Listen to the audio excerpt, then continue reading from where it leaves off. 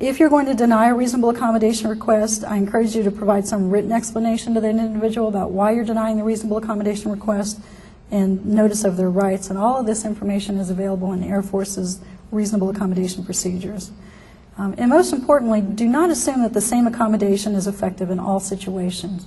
An individual comes to you and says, I have a back condition and I need a $1,500 chair. It doesn't mean that everybody with a back condition needs a $1,500 chair. That accommodation can be, my old boss used to say, accommodations come in groups of one. They're very individualized to the specific person and to that individual's limitations. So don't assume because you bought an ergonomic chair for one person, you've got to buy an ergonomic chair for every person. We will consider reasonable accommodation requests. You should consider them on a case-by-case basis. So if somebody comes to you and says, I want the chair that Kendra got, you have the right to ask that person the same questions you should have asked me, such as, are you asking for reasonable accommodation? Do you have medical documentation to support your request? What is it that you need in order to do your job? So you should ask those questions with each reasonable accommodation request. There are a lot of resources available for you to provide reasonable accommodation. One of them is, I'm a little biased towards, is the Job Accommodation Network, since I was a consultant for them for several years. But they are a free service provided to you by the Department of Labor's Office of Disability Employment Policy, and they can provide you with expert guidance and insight not only on reasonable accommodation, but also on your rights under and privileges under the Reasonable Accommodation Americans with Disabilities Act and the Rehabilitation Act. The best thing about the Job Accommodation Network is they have this fantastic website, which you can't see the address for. It's www.askjan.org. They also have an 800 number, which is 800-526-7234. You can call them and talk to a real live consultant about your accommodation issues. If you have a question about, would this accommodation work, or do I have to provide that accommodation? Are there other alternatives? If you want to just pick up the phone and talk to somebody, you can call the Job Accommodation Network, talk to a real live expert. It won't cost you any money to do that, and they will provide you with resources regarding that reasonable accommodation. So if you need an ergonomic chair, they'll tell you what types of chairs are available and where you can get those chairs, as well as computer equipment and other information. How many of you are familiar with the Computer Electronic Accommodations Program, CAP program? This is another great resource for employers. The best thing about CAP is that not only will they provide you information about the accommodation, they'll buy the accommodation. So if this person needs equipment, whether it's ergonomic equipment or computer-related equipment, as long as it's for reasonable accommodation, they will come in, they will do a needs assessment, they'll tell you what the person needs, they'll pay for it, they'll install it, they'll train the individual on how to use it, and so it's a great program.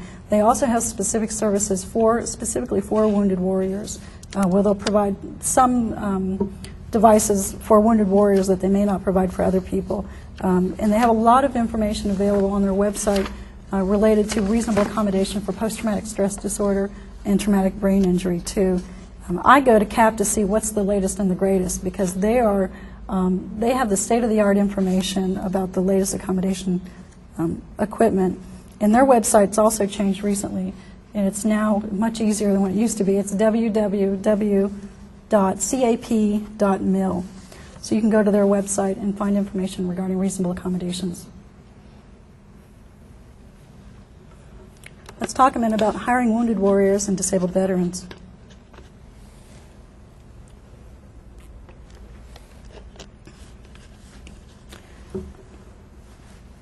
One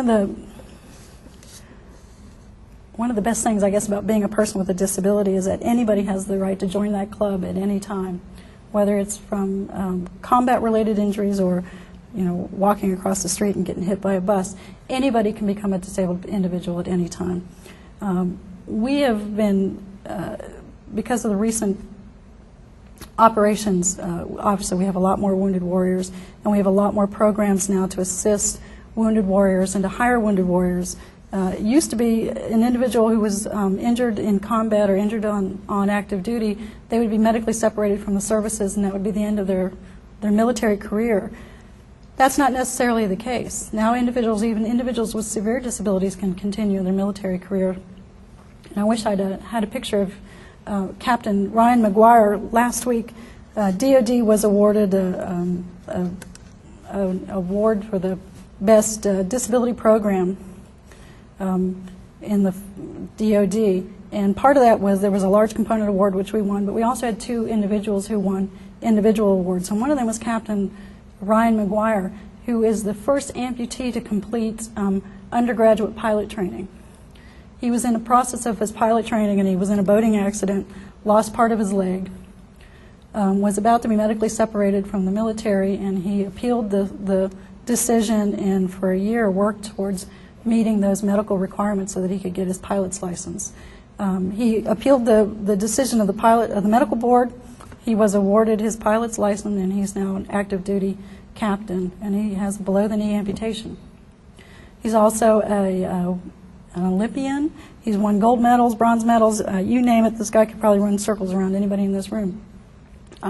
And so it goes to show that the government, as well as the military, realize that individuals with disabilities bring benefit to the programs that they serve. So having a disability doesn't automatically disqualify you from your military service.